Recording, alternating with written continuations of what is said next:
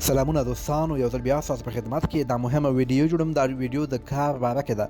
زیاتره دوستانو غوښتنه کړې ده چې موږ د په کار باره کې جملې جوړ کړو. دوستانو درته جوړوم، دوه جملې درته جوړوم، زیاتې جملې نه جوړوم، مهمې جملې دي. تاسو ته به دا باید یاد کړئ.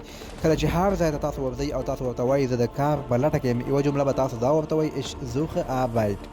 Ich suche Arbeit یا Arbeit دواړه صحیح دي. وایي زه د کار په لټه کې یم.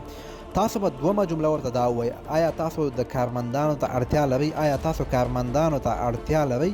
په الماني ژبه داسې وایئ ورته: Brauchen Sie Mitarbeiter? Brauchen Sie Mitarbeiter؟ آیا تاسو کارمندانو ته اړتیا لرئ؟